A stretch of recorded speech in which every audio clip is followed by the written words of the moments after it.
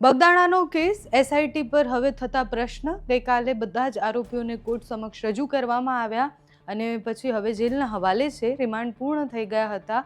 એસઆઈટીની પૂછપરછ પણ મોટાભાગે આરોપીઓ સાથે જે હતી એ કરવામાં આવી. હવે પ્રશ્ન એ આવે છે કે એસઆઈટીએ કોને બોલાવ્યા છે? તો એસઆઈટીએ પીઆઈ ડાંગર અને બીજા જે પીઆઈ છે એ બંનેને પૂછપરછ માટે બોલાવ્યા છે. 17 તારીખે બંનેની પૂછપરછ થવાની છે. આ કેસમાં પોલીસની ભૂમિકા પર ઘણા બધા સવાલ થયા હતા.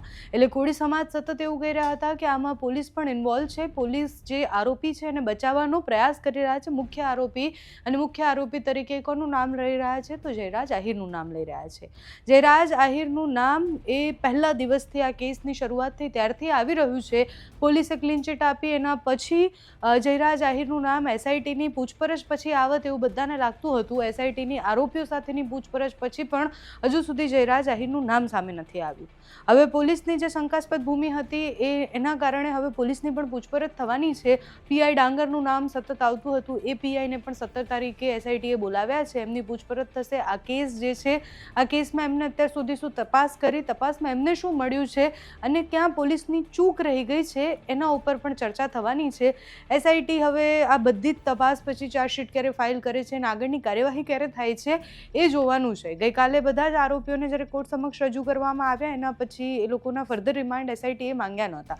એટલે ફર્ધર રિમાન્ડ નથી માંગ્યા એટલે પૂછપરછ ઓલમોસ્ટ જે આરોપીઓ સાથેની હતી એ કરવામાં આવી છે. હવે બધા જ આરોપીઓ જેલના હવાલે છે.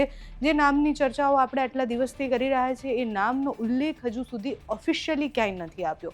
એટલે જયરાજ આહિર કે માયાભાઈ આહિર કે પછી એમની સાથેના માણસોનું નામ હજી સુધીના તપાસમાં ક્યાંય આવ્યું નથી. એસઆઈટી તપાસનો આખો રિપોર્ટ જ્યારે જાહેર કરે ત્યારે ખબર પડે કે કેવી રીતના તપાસ કરવામાં આવી છે, આ હુમલા પાછળના કારણો શું છે, કોણ છે.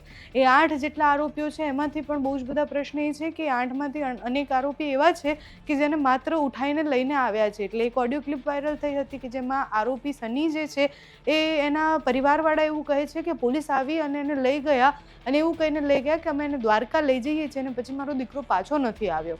એટલે પોલીસની એ કામગીરી સામે પણ પ્રશ્ન હતા કે શું ખરેખર મુખ્ય આરોપી સુધી પોલીસ પહોંચવા માંગે છે કે માત્ર નામ ખાતર કોકને એ ધરપકડ કરીને લાવી અને પૂછપરછ કરી રહ્યા છે. એ બધા જ પ્રશ્નોનો ઉકેલ એસઆઈટીની રચના પછી એવું લાગતું હતું કે આવી રહ્યો છે. પણ હજુ પણ કોળી સમાજ આક્રોશિત છે અને એવું કહી રહ્યા છે કે એસઆઈટીની રચના પછી પણ કામ ખૂબ ધીરું થઈ રહ્યું છે. એટલે જેટલા ઝડપથી કામ થવું જોઈએ.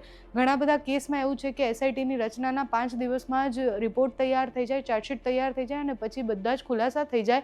પણ આ કેસમાં કેમ એવું નથી થઈ રહ્યું? કોઈના ઉપર આટલો મોટો હુમલો થાય છે, એ માણસ જે માણસનું નામ લે છે એટલે એ પીડિત જે છે એ મુખ્ય આરોપીનું નામ લઈ રહ્યા છે છતાં પણ એની સામે તપાસ કેમ નથી થઈ રહી? પોલીસ કોને બચાવવાનો પ્રયાસ કરી રહી છે? આ બધા જ પ્રશ્ન છે. એસઆઈટીનો રિપોર્ટ જ્યાં સુધી સામે ન આવે અને જ્યારે પીઆઈ ડાંગરથી લઈને બીજા જે પીઆઈ છે એમની તપાસ થાય અને એના પછી એસઆઈટીને એમાં શું મળે છે એ પણ 17 તારીખે ખબર પડશે. અત્યારે તો જે તપાસ થઈ રહી છે એ તપાસ એસઆઈટી ધીરે ધીરે પોલીસના પછી આગળનું પગલું એમનું શું હશે એ પણ જોવાનું છે. વકીલ સાથે વાત કરી તો વકીલે પણ એવું કહ્યું કે આમાં બહુ જ બધી જગ્યાએ પોલીસની ચૂક રહી છે અને એ ચૂક એસઆઈટી ન કરે અને જે કલમો બીજી એડ કરવાની છે એ કલમો પણ એડ કરવામાં આવે એવી વાત વકીલોએ પણ કરી છે. આગળ જતાં આ કેસમાં શું થાય છે એ સમય બતાવશે. તમારું આ વિષય પર શું માનવું છે અમને કમેન્ટમાં જણાવજો. અત્યારે આ વિડીયોમાં બસ આટલું. જો તમે અમને યુટ્યુબ પર જોઈ રહ્યા હોય તો સબસ્ક્રાઈબ કરજો, ફેસબુક પર જોઈ રહ્યા હોય તો ફોલો કરજો, અમારા આ વિડીયોને લાઇક અને શેર કરજો.